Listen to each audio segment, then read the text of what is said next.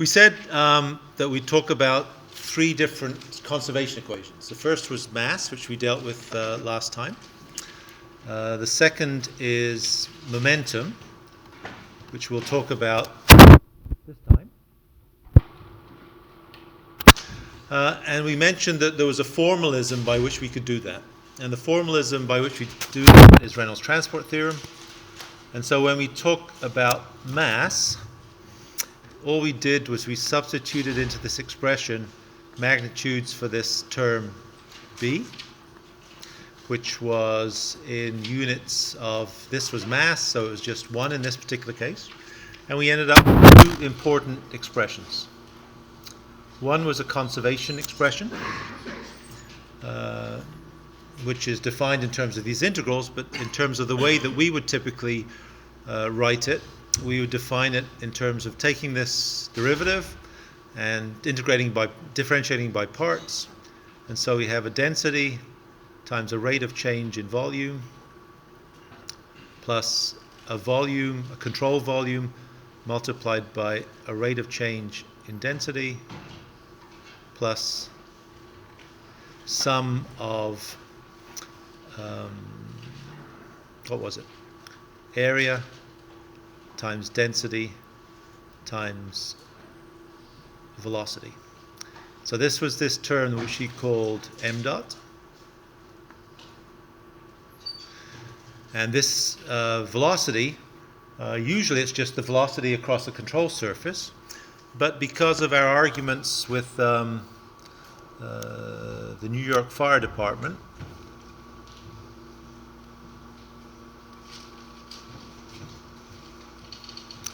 where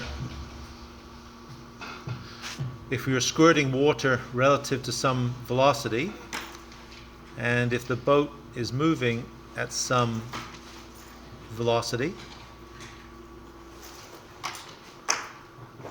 then the vector sum, I guess, of these two is v static.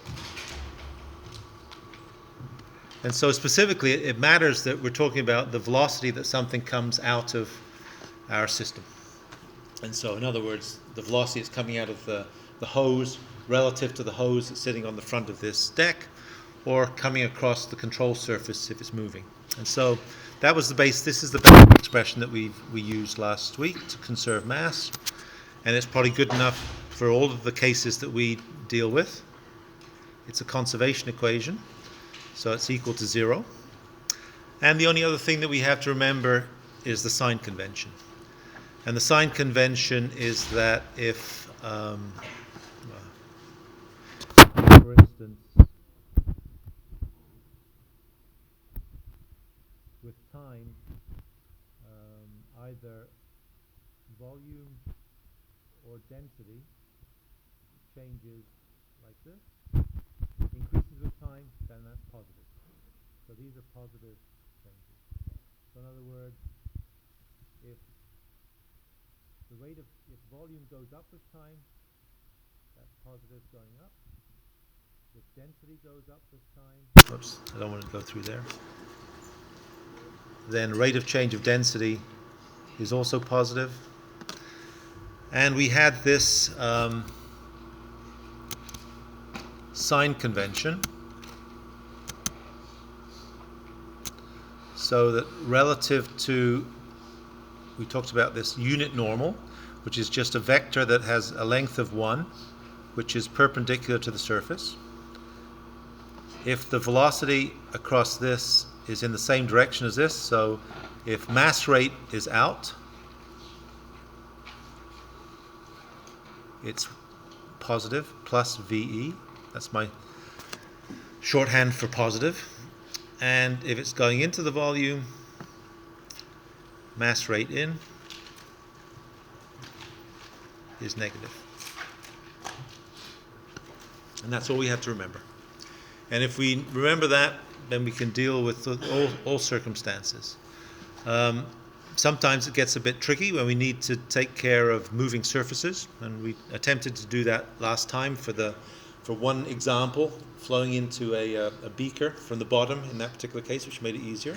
But you should end up with the same result in either case. In the case where these things aren't changing, so in other words, where these don't change, then the steady, if there's no net accumulation, then the sum of mass flow rates are equal to 0. And actually that's just the same as something you've already used in a great amount of detail, and that is that in Bernoulli, when you talk about velocities and areas, this is area 1, then this just is rho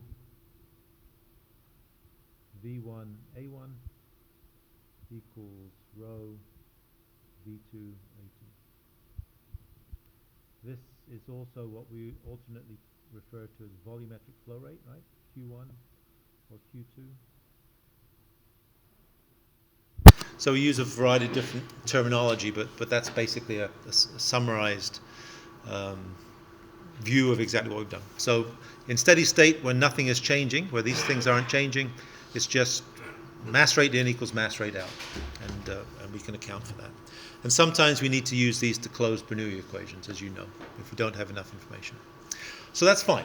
So that was for the case where, in our particular interest, we used B was equal to mass. So mass conservation was the case that we looked at previously. But what we're going to do today is we're going to take the same expression and we're going to use the fact that B is equal to the product of mass times velocity. And so we're going to attempt to conserve momentum.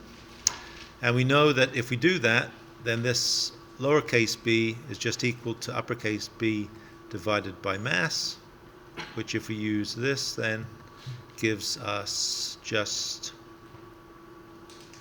velocity.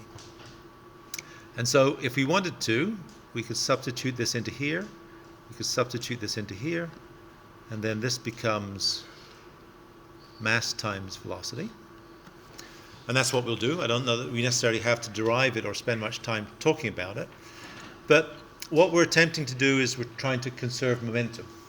And we know that really the momentum expression is just F equals ma, which is the same as m dv dt. This is a vector, and this is a vector because it has components in x, y, and z. And so this also, for velocity, is a vector. So all of a sudden, it's a bit more complicated because now, instead of dealing with just a scalar quantity, which is mass flow rate is a scalar because we take the amount that goes across this boundary, and it's just a scalar magnitude, a mass flow rate out. It doesn't have, it's either in or it's out. It doesn't actually have a direction, but it has a plus or a minus as to whether it's a sign convention as to whether it's in or out. But now all of a sudden we're going to have to accommodate the fact that we have to deal with the velocity. And so if we substitute velocity in here, so let me clean this up a little bit. So if we substitute in for this being velocity, and for this being velocity, and we've already got this in here, then we already know that something that looks like this term d, if we just rewrite it slightly differently, this term here looks unnervingly like this. And so this is just equal to forces, sum of forces if you like. Oops, it's not a very good sigma. And this is a vector and this is a vector. So this left-hand side portion is just given by this. And if we wanted to write that out, if I make it slightly smaller so I can write it down at the bottom, this term here is going to be sum of forces is equal to a rate of change with time of an integral. We're not going to use this term as it turns out. And it's going to be density multiplied by velocity over the volume. So this is volume plus an integral over the control surface, which is going to be again density multiplied by velocity vector times the dot product of velocity times dA. And so that is just Reynolds transport theorem's expression. And so what we could do is we could write that out in terms of maybe something that we can understand. Let's not use the kidney-shaped mechanics volume to define this, but let's define it in terms of something we know. And dissect each of these components. So in other words, we have a fluid that's flowing in this direction. It goes into and out of the control surface. So this is the control surface. This is the control volume in here, inside. So the surface is the exterior part, and the control volume is what's surrounded by that contour. I wasn't very careful about doing this, and this is over a control volume, and this is a control surface. So this says something. So what do these terms represent? So a density times a volume. Volume times density is mass, right? So this is mass, these two components together. And this is a volume. So together, you can think of this as mass times volume, which is a momentum. So this is how momentum changes inside this control volume with time. Whether you add momentum, it's really not all that different from this analog. 10 people go into an elevator, 9 people come out, you accumulate 1. So 10 units of momentum go in, 9 come out, you accumulate 1. So that's exactly what it would be, yes. I thought that V represented velocity. This V is velocity, and this V is volume. Yeah. Okay, yeah. Did I misspeak? Yeah. Fine. Common. you said that term is mass times volume, but really isn't it just mass times velocity? Mass times velocity, yeah. Okay. Yeah. So this term is mass times, okay. Reset. This term, these two blue terms here are, oh yeah, okay, sorry, yes, you're right. All right, thank you. So yes, I did misspeak. So these terms together are, fine, yes, right, great. Thank you. I appreciate the correction. So these terms together are mass times velocity. And so these, oh, well, okay, yeah, all right, fine. That's not the point I wanted to make.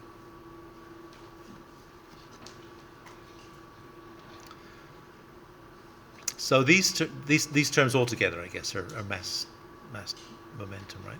These together. So this M here is the product of density and volume, integrated, right? Okay. And so density and volume integrated gives you mass, and you multiply it by whatever the vector of velocity is to give you momentum. This is the amount of momentum that's contained within the control volume, and it may change with time. 10 units of momentum in, 9 out, then you accumulate 1. So the reality for us in this class is we'll always assume that we deal with steady problems, so we don't care about this. So it goes to 0. It won't always be 0. In dynamic problems, it won't be 0, but in our problems, it will. And so the more important term for us to deal with, since we're going to be dealing with it in this class all the time, is to deal with the part which is the momentum that flows across the boundaries. And so this is across the control surface. So let's dissect this. So let's see if I can speak better this time. This is the normal to the boundary velocity. So the dot product of something is just the component of the velocity, which is normal to this boundary. And so just as before, it's going to scale in the same way that if it's flowing out of the volume, it is positive, and if it's flowing into the volume, it is negative.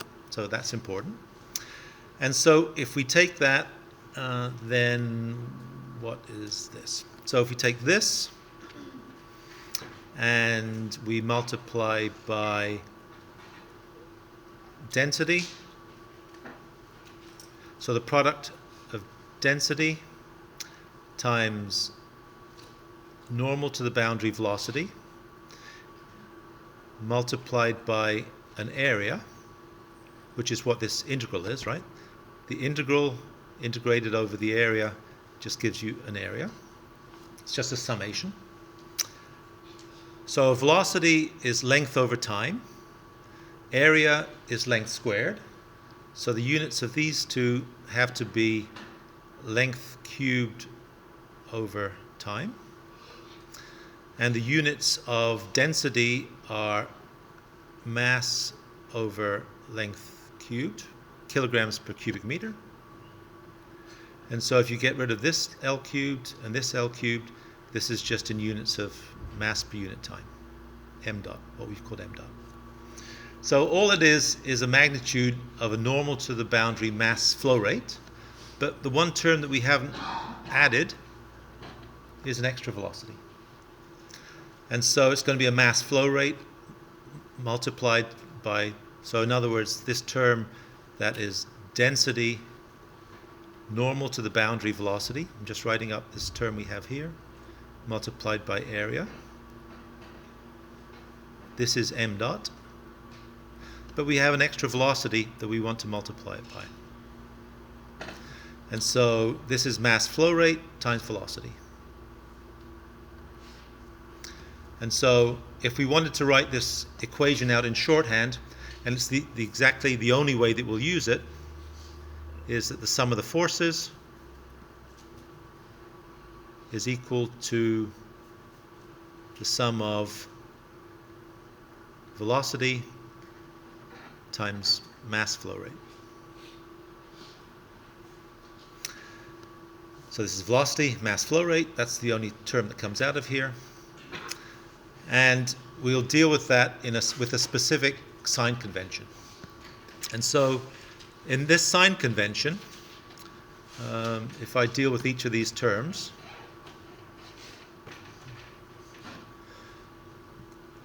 if this is a velocity, same velocity, so mass flow rate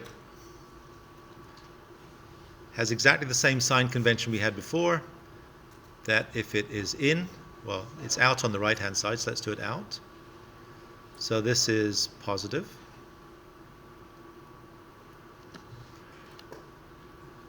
If it's in, it's negative. And so in other words, this one would be positive mass. This one would be negative mass flow rate. Right? So that's this one. But the velocity is positive in Cartesian coordinates. And so if we have x and y, then this is a positive force in the x direction. This is a positive velocity in the x direction. The converse of these would be minus vx and minus x.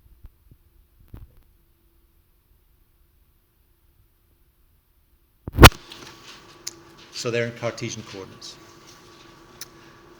The other thing that's important here in looking, so this is the expression we'll use, and we'll only use it. So the other important thing is if we write this out in longhand, these are three components. And so it's a component of force in the x direction, force in the y direction, and force in the z direction. And these are equal to mass flow rates multiplied by velocities in these three directions. So if you like, just three individual equations. So you sum forces in the x direction,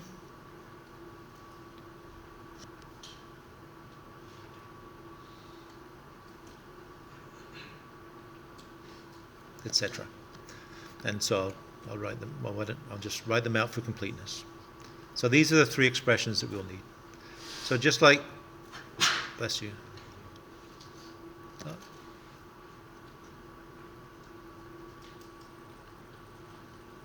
So it's just a compact way of writing them. And hopefully I've written them correctly. So the important thing is that the forces are defined in the Cartesian directions, x, y, and z, not relative to the boundaries or anything. The velocities are also defined that way, these components here, but the mass flow rates are either in or out. And the reason they're either in or out is because when you take a dot product, it just gives you one scalar value, and it's the magnitude across that boundary. Okay? And at some stage we're going to have to deal with the fact that we might have relative velocities across a boundary. But we don't deal with that now. All right? So, bunch of derivations. You can look through this at your leisure. Just making the point of exactly what this component is. I don't know whether it's worthwhile doing it here or whether it's worthwhile just doing an example. Right? This is just reiterating the point that if you flow across a boundary, then in this case, the normal to the boundary velocity, the dot product is positive. In the x direction, this velocity is positive, so this term here is positive. This term here is positive. So the product of two positives is a positive. But this term here, the normal to the boundary velocity, since this is the unit normal, then this term here is negative, but this term here is positive. So when you put these together, you get a negative. Sorry, yeah. And if you put these together, these are equal to a positive. So you just have to do that counting. Okay. So the bottom line is the only equation that we'll need to use is going to be this one here. So don't have to worry about Reynolds transport theorem. That just describes exactly where it comes from. Let's take, since I remembered, let's take a break and go back to movie time. And talk about why we might be interested to do this, apart from the craziness going on in Vegas today.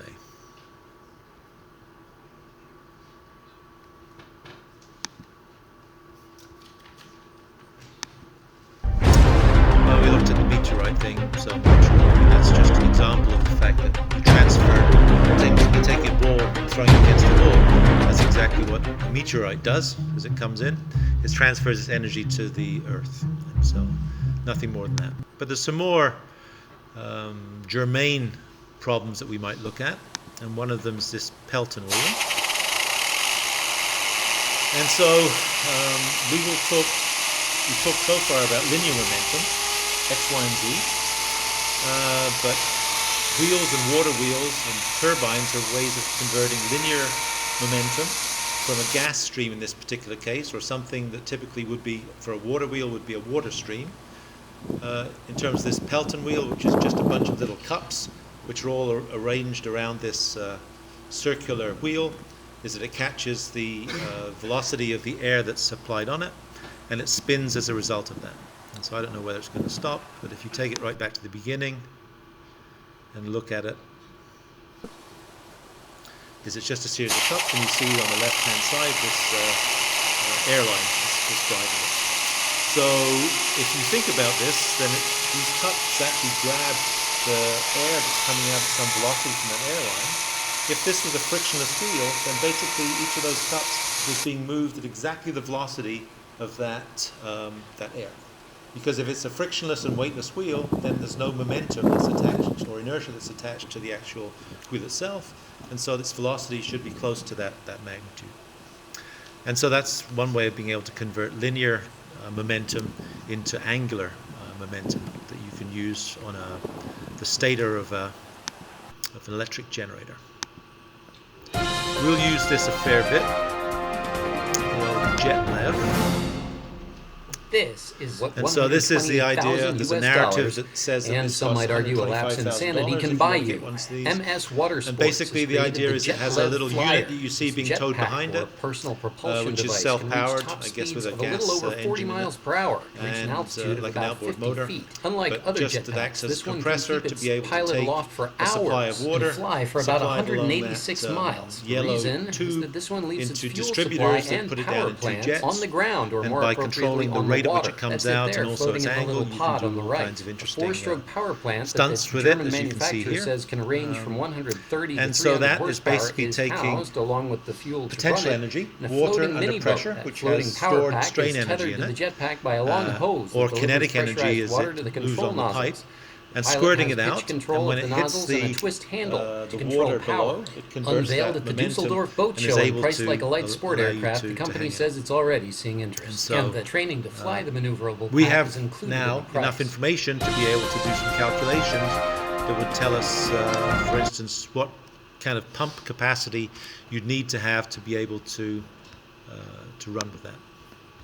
We looked at this last time, and so I don't know whether we want to go through it all again, but the so-called sleeping giant, the idea that if you decapitate a gas bottle, the stored energy in there is enough as it comes out as a stream of gas to be able to move it. Exactly the same principle as a rocket works. And the reasons that you put these caps on the top of them and that you tie them to benches so they don't fall over is that you don't want it to fall over and break the top off. Because these basically, you see in this, as you will see in this, right? It looks like in the cylinder post-mortem, flew straight and true, you'll see that it didn't have actually enough thrust to crack the wall. moved, and you can see that cinder block wall being moved as it goes through there. And you remember maybe from last time that It was the large. you'll see this in due course, that it's not stopped by At even 40 quite miles per substantial. hour, the air tank turned the cinder substantial block masonry. to cinders. It even put a So, fair quite dent quite in the sobering. wall 6 feet behind. And what else? Same idea for rockets. This is map gas bottle rocket. Good. Do it. Propane tank, solving, blowtorch. That's basically being used to shitload of inflate noise. the bottle, Bottle rocket. pressurize it enough that Do it. the gas within the bottle drives it to where it goes. What else do we do? That's a It makes a shitload of noise. I guess other things that we'll look at in this class as well. And so something like this. So this is a model of a weir in a river. You can use that to control flows within rivers. But one question you might have is, what are the forces that are applied on this weir? So you have an upstream force given by, we know what the fluid pressures are on the back of this. There'll be some kind of triangular distribution. There'll be some forces on the front which are less than that because it's the triangular distribution starts at a lower elevation. But there'll also be some dynamic forces involved in this, in the fact that the velocity of the water going upstream is dragging on the bottom, and you could ask, what are the dynamic forces that are applied on that? And so those are just a variety of things that we might be interested in dealing with. Probably the most important for, well, not for everybody, but one of the most important, I guess, was the first one with the Pelton wheel and trying to understand what's going on. And so here's basically that final example laid out. And so let's spend a bit of time talking about exactly how we might look at answering a question with this. So the basic idea is you have a weir across a river, and if you wanted to, you could drive the gate of that weir all the way down to the riverbed, and then there would be no forces, then there'd be no flow under that. And because it's static, by definition, we know exactly how to be able to calculate the pressure that acts on the back of that, right? But one question you might ask is, are the forces that are applied when that gate is closed less or more than if it's open? So that when you design it, you have to design for the dynamic state, or will designing for the static state be the worst possible case? So that's one question you could ask yourself. So for the static case, if you wanted to do that calculation, we know how to do that, right? We know that what we could do is we could draw a control volume on this gate which would say that if you look at the pressure distribution, if you see this, it would look something like this, right? This is old hat to you guys and gals. And this is the reaction which goes against it. And we know that we can calculate that pretty straightforwardly by looking at the dimensions, right? So this is the pressure at this point is equal to what? If this height is h, which it is,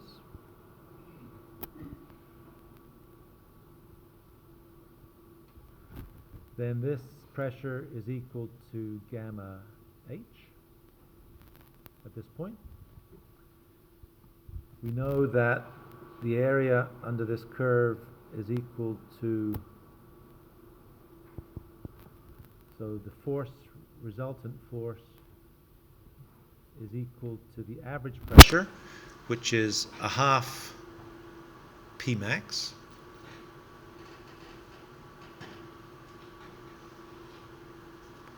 times A.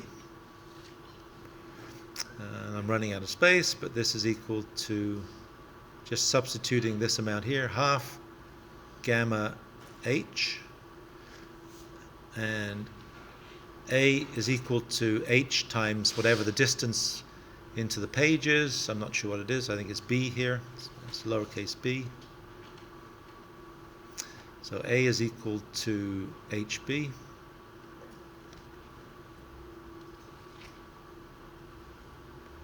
Which is just equal to half gamma h squared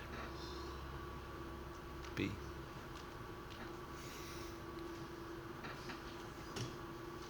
So this is the magnitude of FR, and you know that from what we've done before. And so we could get this from our expression that we already defined. What did we say? We said that sum of forces in the x direction are equal to the velocity in the x direction times the mass flow rate across that boundary. And we know that in this particular case, this velocity, there is no velocity, right? So this is just equal to 0. And so sum of forces has to equal 0. So in our particular case, this is the fact that FR is equal to Rx, just because they're in the opposite directions. The resultant force acts in this direction, FR, and Rx acts in the opposite direction. So those are the forces. We have to account for Rx as well, right? So in the case where it's closed, we can do it with this momentum equation. I guess it's probably helpful, the fact that in the static case, we actually recover the right result. So now, let's go back and look at, I'm going to make myself some space, so I can, getting rid of this, and look at the dynamic case. And so the dynamic case is when we pull up a portion of the gate, and so now there's a depth which is equal to this lowercase h.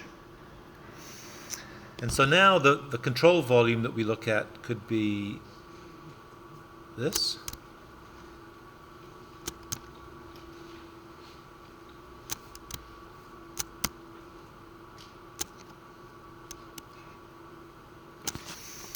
And so we know that in this we have a portion of fluid which is going across here. What do we call it? We call it, U1. Let's call this U1. And a portion of fluid that is coming out of the bottom here, which we'll call U2. So that's all that's changed. We could do the same free body diagrams as before to look at the pressures that are acting on the back of here. And so it won't be any different from the previous case. The pressure at the bottom here is going to be equal to the depth multiplied by the unit weight. And without recalculating it, you know it's going to be exactly the same. The resultant force in the x direction is going to be the same. a half unit weight height squared times the depth into the page, B. Just as we had before, right? This amount here. So what else do we have operating? We would have a force that's acting as this resultant. We call it Rx. And if we drew this out here, it's a bit cluttered, but if I make this really big, then the force that's going to be acting on this portion here is going to be a wedge just like this. And in this case, the wedge was equal to h squared, because this is the height of this. This height now is lowercase h, and so this pressure acting in this direction will be the resultant from downstream in the x direction. It's going to be, oops, it's just going to be the same as this other one. Frx, this is maybe 1, this may be 2, is equal to exactly the same amount, except the height, instead of being uppercase h, is going to be lowercase. And the fact that it should also have a negative sign attached to it, right? Because it's a vector quantity. And it has direction, and if our direction is positive x in this direction, then this has to be negative, and this has to be positive, right? So those are the forces that are acting on it. And in addition to the forces, we also have these fluid velocities that are coming out of our system. We only have two. We have one that's coming out of the bottom, which is called U2, and one that's going in at the top. So if you go back to this little figure has exactly these components on it. So this is our control volume. This is the upstream flow velocity, uniform across the section, which is coming into the control volume. This is due to the triangular distribution acting here. This is due to the triangular distribution acting here. Whoops. And so we have a force, which is this. This is Fr. The green one here is Frx2.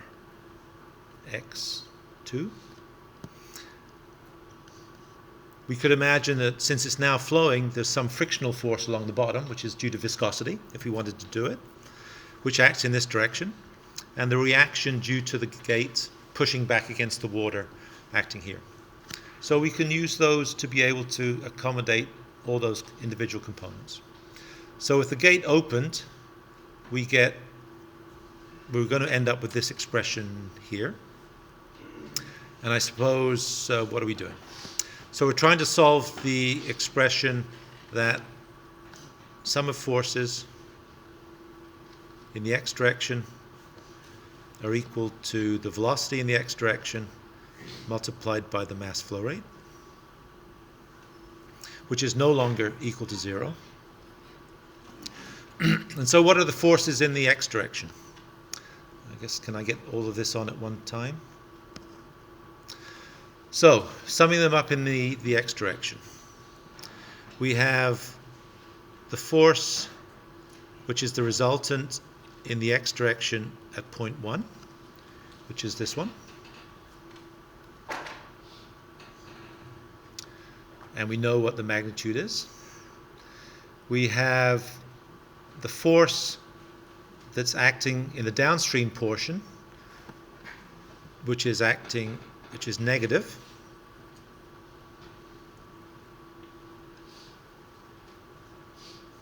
Because it's acting in this direction here. We have a friction force that's acting on the bottom.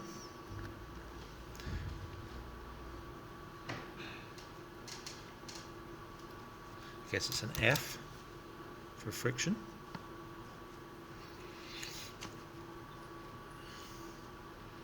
And we have a reaction which is due to this force, which is acting again in the negative x direction. So this term here is basically the sum of the forces in x. And if we wanted to put values in these, you can see that they exist here. So the force in the x direction is this, right? Uppercase H, this term here. So we have that. The force in the downstream portion is this. The multiplier is just this lowercase h, which is just the depth of flow downstream, and it's negative. So there's a negative sign here, and there's this. The friction force, of course, acts upstream, and so that's negative as well, if we knew it. It's going to be larger than 1, larger than 0, or equal to 0, if it's negligible. And the reaction, which is also acting in that direction as well. So those are all the static terms that we have. And so this has to be equal to the terms which are dynamic. And so the dynamic terms are just going to be the velocities multiplied by the mass flow rates. And so if we calculate what those mass flow rates are, what would they be? So the mass flow rate coming into the top multiplied by velocity. So U1 times the mass flow rate is going to be equal to U1 multiplied by U1 times the area times the density. So this term here is area, this is density, and this is velocity. So these three terms together are a mass flow rate, right? Velocity times area is length cubed over time.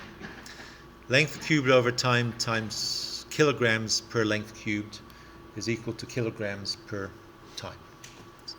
And it's multiplied by U1, and this is U1. And so this is the mass flux times velocity, and we have to figure out exactly what the sign convention is. So the mass flux into this control volume is flowing into the control volume, so this term would be negative.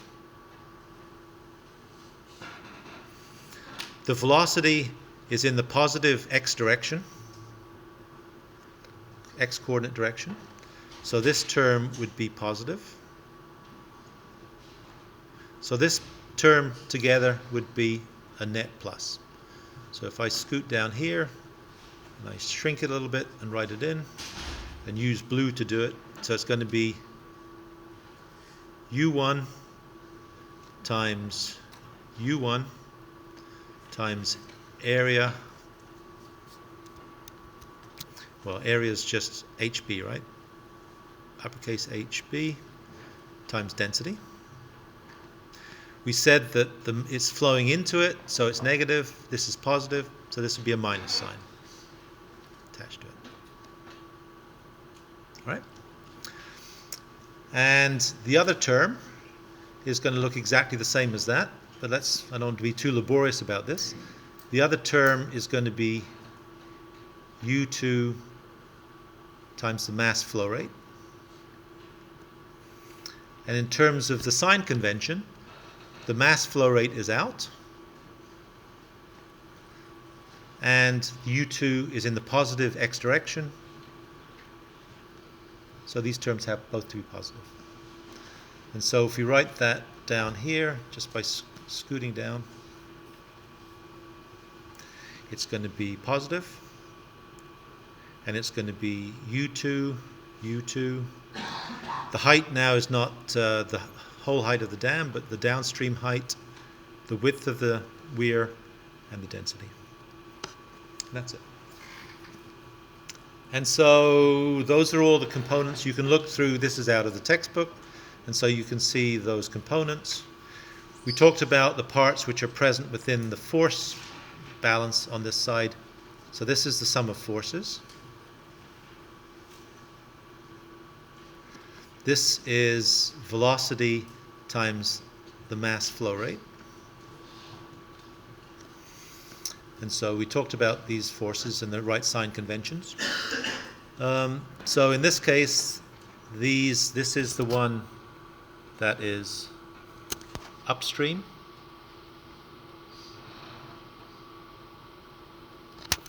And this is the part which is downstream.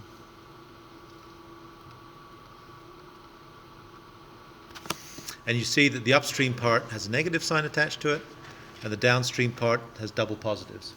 So it works out. So that's it. And so, I mean, I guess the moral of the story is that now if you look at the forces that are applied on the gate, what we could do is we could rearrange this expression in terms of this reaction, which we'd like to see what it is, and compare it with the magnitude of the reaction that you get if you have the gate closed. And we find out that the reaction, if the gate is closed, is equal to this amount. And the reaction with the gate open is equal to the same amount, but subtracted from that, the part from the downstream, the frictional force from flow, and also an amount due to this momentum transfer downstream. And in the book, they don't include the part which is momentum transfer into it. This velocity, by definition, is going to be small. Right? It has to be small because if you look at the jump, whoops, I need to do that, sorry.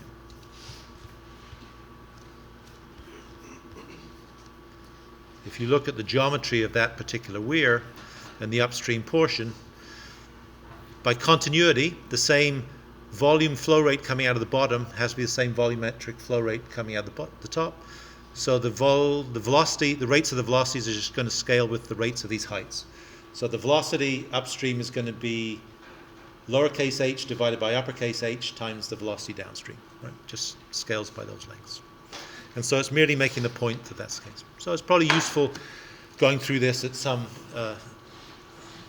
sedentary pace just to make sure you understand it. So the bottom line is, for everything that we'll use in this class, you will only need to remember the fact that the sum of the forces in one direction at a time is equal to the velocities times the mass flow rates.